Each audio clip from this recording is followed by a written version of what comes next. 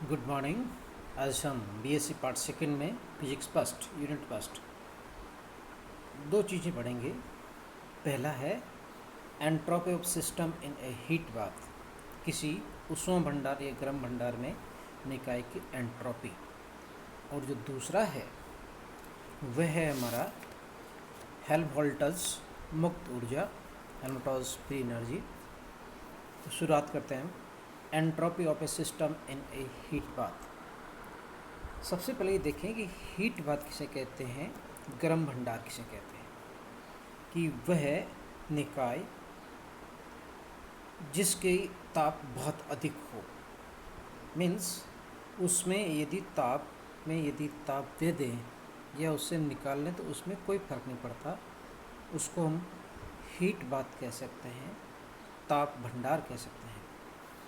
तो यदि एक निकाय हमारा जो ए है वो किसी भंडार जिसका ताप अत्यधिक है, ए डैश है, के संपर्क में है, यदि दोनों को संपर्क में देखा जाए तो ए डैश का ताप ए से अधिक होने के कारण ए डैश से ए की ओर ऊष्मा का प्रवाह होता है, क्योंकि हम सब जानते हैं that energy is transfer from high temperature to low temperature. तब दोनों निकायों की कुल यानी संयुक्त एंट्रोपी में जो परिवर्तन आएगा उसको हम कैलकुलेट करते हैं। तो देखिए, पहले हम जैसे फिगर देखते हैं क्या क्या है इसमें। ए हमारा निकाय है, उसको उसमें भंडार में या ताप भंडार जिसके ए डैश है उसके साथ संपर्क कर दिया हमने। ताप ए का हमने टी डैश माना है, ताप ए डैश का हमने टी डबल डैश माना है। एंट्रोपी इसकी एस मानी है और उसकी हमने एस डैश मानी है। जैसे एक उदाहरण देखें, एक बर्फ़ का टुकड़ा है, उसको स्टोव के पास में रख लेते हैं या बहुत गर्म भंडार के पास में, गर्म पानी के पास में रखते हैं। तो जो गर्म पानी है उस बर्फ़ का जो टुकड़ा होगा वो उसको कितना ठंडा कर पाएगा, यानी जो ताप आएगा, जो एनर्जी का ट्रांसफ़र होगा वो उस गर्म पानी से उस बर्फ़ के टुकड़े की तरफ ही होगा, यानी ए डैश से ए की ओर ऊर्जा का स्थानांतर होता है। कितना होता है, माना कि ये क्यू होता है।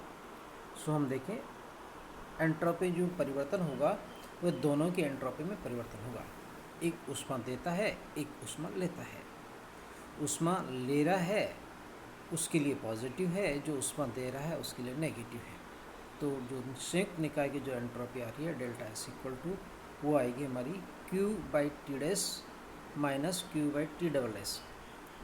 माइनस क्यों आई, क्योंकि ए डैश या ऊष्मा बात हमारा ऊर्जा ट्रांसफ़र कर रहा है, माइनस क्यू मतलब उसकी ऊर्जा में कमी आ रही है, इसलिए उसका माइनस हुआ एंट्रोपी। तो इन दोनों को कंबाइन कर दिया जाए तो हमें मिलता है Q T double dash minus T dash divided by T dash divided by T double dash.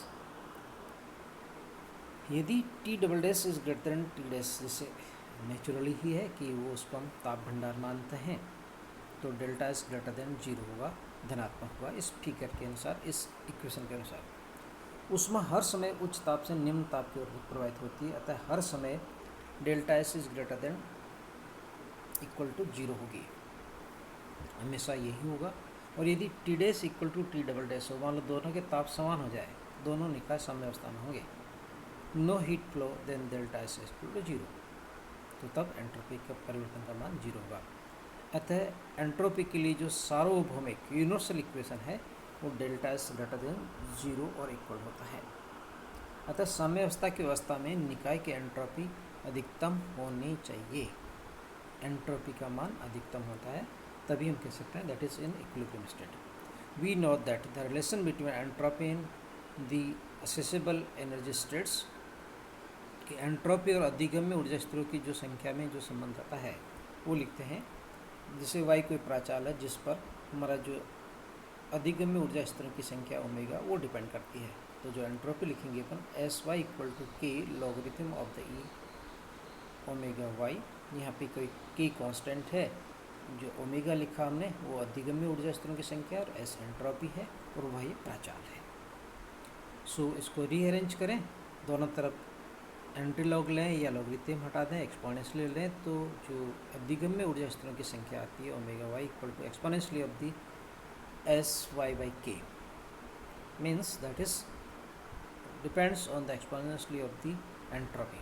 तथा प्रायिकता ई व ई प्लस डी के मध्य तथा प्राचाल वाई व वाई प्लस डी वाई के मध्य होने की जो प्रायिकता है उसको हम पी वाई लिखते हैं, और that is directly proportional of the accessible energy states की जो प्रायिकता है इस प्राचाल पर पाए जाने की, वो अधिगम्य ऊर्जा स्तरों की संख्या पर डिपेंड करती है। दोनों इनवर्स डायरेक्टली प्रोपोर्शनल होते हैं। So the P equal to using first equation जो लिख सकते हैं P directly proportional of E raise to power S Y by the K, अर्थात दोनों अवस्थाएं पी एस ये मान लो अंतिम अवस्था और पी जीरो एस जीरो मान लो प्रारंभिक अवस्था है।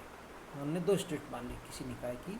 प्रारंभिक अवस्था जिसमें इसकी जो प्रायिकता है वो पी जीरो है, एंट्रोपी इसकी एस जीरो है। अंतिम अवस्था जिसकी प्रायिकता पी है और एंट्रोपी एस है। दोनों का रेशो कर दें पी बाई पी जीरो, तो हमें मिलता है exponentially of the S by K divided by exponentially of the S zero by K, या P by P zero equal to exponentially of S minus S zero K. S minus S zero को हम लिख सकते हैं change in entropy delta S. So P equal to P zero exponentially of the delta S by K. ये क्या व्यक्त करता है? यह व्यक्त करता है कि एंट्रोपी परिवर्तन करने से अधिगम्य ऊर्जा स्तरों की संख्या में भी परिवर्तन होता है। यदि वो साम्य अवस्था की मूव करता है तो ये भी साम्य अवस्था की तरफ मूव करेगा। तो क्या कंक्लूजन आता है? निकाय के साम्य अवस्था में आने के लिए परिवर्तन उस ओर होता है, मीन्स जो सिस्टम उस तरफ मूव करता है उस तरफ इसका ट्रांसफ़र होता है जहाँ प्रायिकता अधिकतम हो जाए, प्रोबेबिलिटी मैक्सिमम हो जाए। अतः साम्य अवस्था बाह्य प्राचाल y इक्वल टू वाई बार पे हमने ये डिसाइड कर लिया, ये मान लिया कि जो बाह्य प्राचाल है y इक्वल टू वाई बार पर उस जगह प्रायिकता अधिकतम हो जाती है। तो हम लिख सकते हैं P Y equal to P maximum Y bar. ये साम्य अवस्था की स्थिति को व्यक्त करता है। इस प्रकार प्रायिकता के साथ साथ एंट्रोपी का मान भी अधिकतम होगा। तो क्या कंक्लूजन आता है कि साम्य अवस्था पर एंट्रोपी भी अधिकतम होती है और प्रायिकता भी अधिकतम होती है। both will be at the highest value. Now the second topic, very important concept, that is Helmholtz free energy, Helmholtz मुक्त ऊर्जा। Helmholtz ने ये डिसाइड किया था कि ये इस तरह की एक विशेष ऊर्जा हो सकती है। क्या है ये कैसे निकालते हैं इसको? इसके लिए है ऊष्मा भंडार के संपर्क में नियत आयतन वाले निकाय के लिए संतुलन प्रतिबंध है। ये क्या है समझिए इसको, कि एक ऊष्मा भंडार है, उसके संपर्क में एक निकाय रखा है, उस निकाय का आयतन नियत है। जब ये शर्त पालन करता है तो जो संतुलन बनेगा उसका जो प्रतिबंध आएगा, जो कंडीशंस आएगी वह आएगी, उसको हम हेल्महोल्ट्ज़ मुक्त ऊर्जा कहते हैं। और वह क्या है देखते हैं। F इक्वल लिख सकते हैं U minus T S, where U is internal energy आंतरिक ऊर्जा है, T परम ताप है और S एंट्रोपी है। F को हम हेल्महोल्ट्ज़ फ्री एनर्जी लिखते हैं और कई राइटर्स इसको A से भी रिप्रेजेंट करते हैं, F के बजाय A से रिप्रेजेंट करते हैं, ये कंफ्यूज नहीं होना। नाउ इसकी परिभाषा क्या हो सकती है उपरोक्त संबंध से, कि यदि कोई निकाय जिसका आयतन नियत है, जैसे हमने जो निकाय ले रखा उसका आयतन नियत किया है, किसी ऊष्मा भंडार जिसका ताप एवं दाब नियत है के संपर्क में है, कि एक ऐसा ऊष्मा भंडार जिसका ताप और दाब दोनों नियत है उसके संपर्क में है, तो साम्यावस्था के लिए यह आवश्यक है कि जो हेल्महोल्ट्ज़ मुक्त ऊर्जा है वह न्यूनतम होती है। माना उस स्थिति में जो संतुलन का प्रतिबंध आएगा, ऊर्जा का जो प्रतिबंध आएगा, मुक्त ऊर्जा का जो प्रतिबंध आएगा, वो हेल्महोल्ट्ज़ एनर्जी आएगी और उसका मान न्यूनतम होना चाहिए। Delta F is less than और इक्वल टू 0, ये न्यूनतम होना चाहिए और साम्य अवस्था के लिए इसका मान न्यूनतम होता है F equal to U minus T S must equal to minimum. Now हम एक एक को पढ़ते चलते हैं, देखते हैं ऊष्मा भंडार क्या है, हीट रिजर्वर क्या है। एक ऐसा ऊष्मागतिक निकाय जिसकी आंतरिक ऊर्जा अत्यधिक हो, means that have the very high internal energy, या इसका ताप जो है वो भी अत्यधिक हो। अर्थात जब ये किसी निकाय से अन्योन्य क्रिया करता है तो दोनों के मध्य ऊर्जा विनिमय से एनर्जी एक्सचेंज होने के बावजूद ताप एवं दाब में परिवर्तन नहीं होता। यानी एक ऐसा कंटेनर माने कि जिसकी किसी अन्य निकाय के साथ में इंटरनल एनर्जी भी यदि चेंज हो जाए ऊर्जाएं भी बदल जाए आपस में, कुछ ऊर्जा ये इसको ट्रांसफ़र कर दे या वो इसको ट्रांसफ़र कर दे, तो इसके ताप एवं दाब में कोई परिवर्तन नहीं होता। उसको हम ऊष्मा भंडार कहते हैं, हीट रिजर्वर कहते हैं। जैसे फिगर में देखें कि हमने एक एडेस ऊष्मा भंडार माना है, इसका ताप हमने टी डेज का, दाब इसका पी डेज का, आयतन वी डेज का, एंट्रोपी इसकी एस डेज का ही है। और जो निकाय इसके साथ में जो संपर्क में है वो उसको हमने ए माना है। इसकी जो वैल्यूज़ है पी वी टी एस है, पी दाब, वी आयतन, टी टेम्परेचर, एस एंट्रोपी है। माना कि ये दोनों परस्पर संपर्क में हैं। यदि निकाय ए का बाह्य प्राचाल वी नियत कर दें, मीन्स हमारा जो सिस्टम जिसको हम पढ़ना चाह रहे हैं, जिसका एनालिसिस करना चाह रहे हैं, उसका आयतन नियत है वी इज़ कांस्टेंट, और परस्पर संपर्क करवाने पर भी निकाय ऊष्मा भंडार से क्यू डेस ऊष्मा ताप टी डेस पर प्राप्त कर अवशोषित करता है। मीन्स यदि इन दोनों को संपर्क कर दें तो क्या होगा कि ये जो निकाय हमने जो माना है ऊष्मा भंडार से ऊर्जा ग्रहण करेगा। कितनी ऊर्जा ग्रहण करेगा? टी डेस ताप पर क्यू डेस ऊर्जा ग्रहण करता है। अतः ऊष्मा भंडार के लिए एंट्रोपी में परिवर्तन, change in entropy of the heat reservoir, क्योंकि इसकी ऊष्मा में कमी आती है। कितनी कमी आती है? माइनस क्यू डेस। ऊष्मा भंडार द्वारा अवशोषित ऊष्मा माइनस क्यू डेस होती है, क्योंकि ये तो उत्सर्जन करता है, इसके उत्सर्जन के लिए प्लस क्यू और अवशोषण के लिए माइनस क्यू। इसके लिए यहाँ लिख सकते हैं अपन, क्योंकि that is provides the energy to the system. So delta S dash equal to minus Q dash by the T dash. ऊष्मागति के प्रथम नियम से हम क्या जानते हैं कि निकाय ए के लिए delta Q equal to delta E U R plus P D V की जो ऊर्जा दी जाती है वो दो भागों में उपयुक्त होती है। पहला आंतरिक ऊर्जा में वृद्धि या परिवर्तन डेल्टा ई बार, और दूसरा किया गया कार्य यांत्रिक कार्य पी डी वी। परंतु हम देखें हमारी जो स्थिति है इस बार, कंडीशन जो हमने मानी है वो कहते हैं कि ए निकाय का आयतन नियत है। So D V equal to 0, so delta Q equal to Q dash plus Q माना, क्योंकि यह निकाय ऊर्जा ग्रहण करता है क्यू डैश। जितनी ऊष्मा भंडार प्रदान करता है वहाँ से माइनस क्यू होती है और यहाँ आके जुड़ जाती है plus Q dash. So Q dash equal to delta E bar. आंतरिक ऊर्जा में वृद्धि ऊर्जा ग्रहण की गई ऊर्जा के बराबर होती है। सो ऊष्मा भंडार की एंट्रोपी में परिवर्तन delta S dash equal to minus delta E bar by T dash. संयुक्त निकाय ए स्टार की एंट्रोपी में परिवर्तन देखते हैं, क्योंकि संयुक्त निकाय होगा A star equal to A plus A dash, दोनों का जोड़ दिया जाए। सो तो नेट एंट्रोपी आएगी delta S star equal to delta S plus delta S dash. So substituting the value of the delta s from the equation third, we can write delta s star equal to delta s minus delta e bar by the delta t dash only। LCM वगैरह देखते हैं। t dash equal to T dash minus delta T dash multiply by delta S minus delta E bar by the T dash. इसको negative common ले लेते हैं, minus delta E bar minus T dash delta S by the T dash. ये negative क्यों किया हमने? क्योंकि आंतरिक ऊर्जा माइनस के लिए काम में लेना चाहते हैं। क्योंकि ऊष्मा भंडार का ताप टी डैश नियत है, कांस्टेंट है। So delta T dash equal to 0, यानी डेल्टा इसके बाहर भी ले लें तो कोई फर्क नहीं पड़ेगा। So delta S star equal to minus del of E star minus T dash S divided by T dash.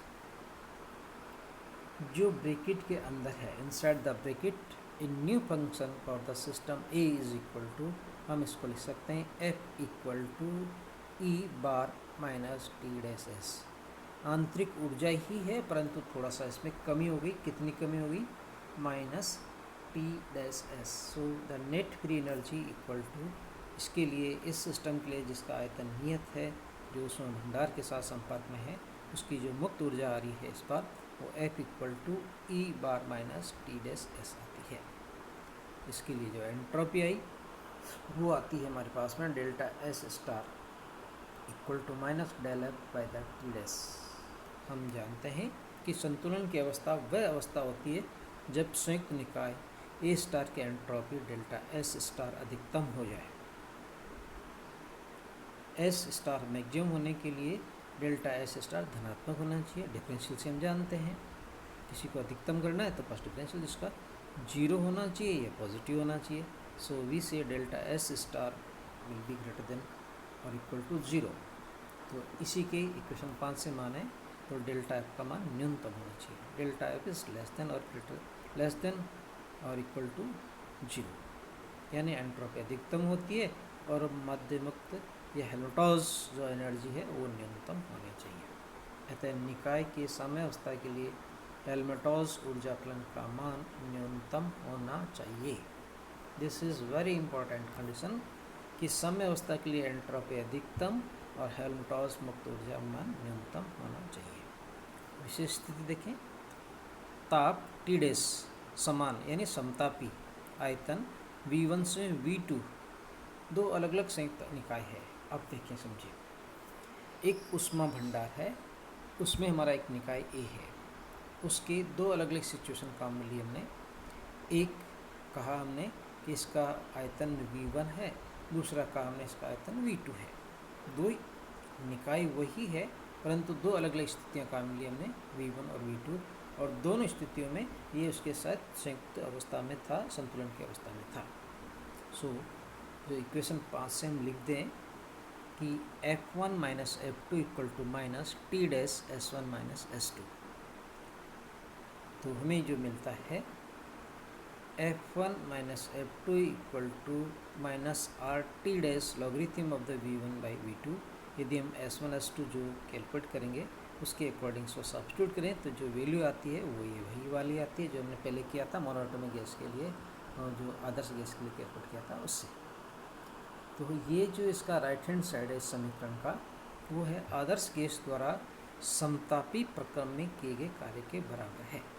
Now very important, हम क्या करना चाहते हैं, इस F1 F2 को आइडियल गैस के साथ तुलनात्मक करना चाहते हैं। कैसे तुलना होगी वो देखें कि हमने दो स्थितियां मान ली, एक V1 वाली एक V2 वाली। तो जो समतापी प्रक्रम होगा, टेम्परेचर तो कांस्टेंट मान लिया हमने, तब जो किया गया कार्य आएगा उसका मान आता है minus RT dash logarithm of V1 by V2, और यहाँ जो प्राप्त हो रहा है this is equal to F1 minus F2। तो क्या निष्कर्ष निकलता है, यह आता है कि हेल्महोल्ट्ज़ ऊर्जा फलन के मानों का अंतर उत्क्रमणीय समतापी प्रक्रम में किए गए कार्य के बराबर होता है। रिवर्सिबल यानी हम इसको इंटरचेंज भी कर सकते हैं, किए गए कार्य के बराबर होता है। सो बोथ आर इक्वल, एक नया कॉन्सेप्ट आ जाता है ऐसे कि F1 F2 जो है इसको इस फॉर्म में भी हम लिख सकते हैं।